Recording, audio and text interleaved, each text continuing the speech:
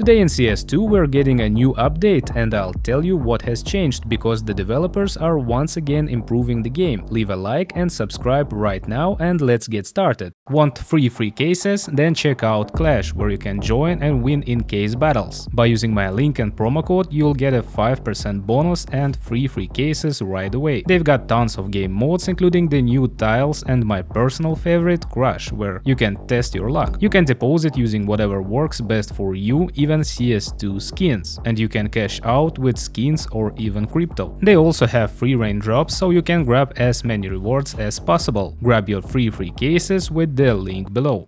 The changelog begins with some improvements to the ancient map, for example the restoration of certain grenade lineup visuals, as well as fixing the clipping issue that Thor reported back on August 22nd. This problem was located at CT spawn right by this wall, where you could get stuck while trying to peek if you moved along it. The next items in the changelog are knife animations, but let's talk about that at the end of the video. For now, let's focus on more important things, such as the developers improving the performance drop that occurred when bullet impact effects were created on walls. According to Thor, his performance tests show a 5% improvement at long range and a 2.6% improvement at close range compared to the version before today's update. I don't know, personally it feels pretty strange to me that something as simple as shooting animation still creates such a noticeable FPS drop. Maybe it's more noticeable on max graphics, but for example, even just looking at the FPS counter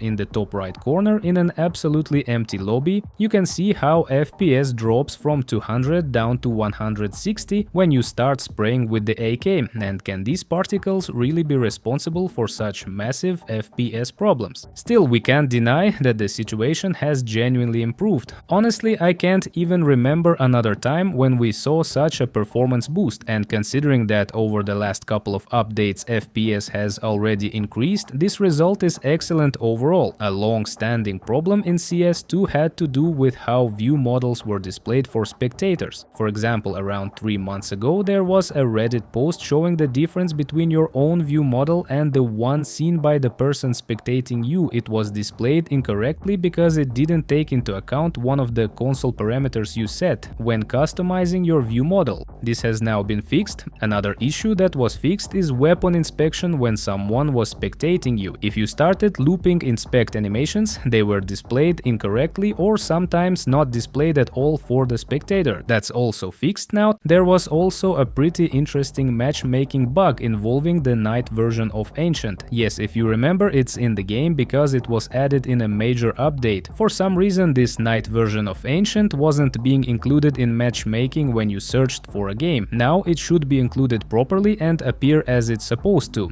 Additionally, the outdated sprite-based shell casing effect, which existed as a backup, has been removed, though it's not entirely clear what that means. And here's a very interesting gameplay change that we had previously complained about in one of the past videos. Overlapping smoke grenades could extinguish a Molotov and prevent it from spreading. If you play even at an average level, you've probably experienced your teammates throwing smokes in the same spot as you, or vice versa, and it completely ruined the Molotov. Everything worked fine with one smoke, since the Molotov could burn right in front of it. But if there was a second smoke cloud right behind the first one, the Molotov wouldn't ignite at all. The funny thing is, even though the developers claim they fixed this, I still sometimes notice weird moments. For example, if you throw two smokes in the same spot and then a Molotov, it sometimes results in a very small fire. It doesn't seem like it should work that way. In most cases the Molotov ignites properly now, but sometimes it still behaves the same way as before the bug fix. Hopefully you understood what I was trying to explain here.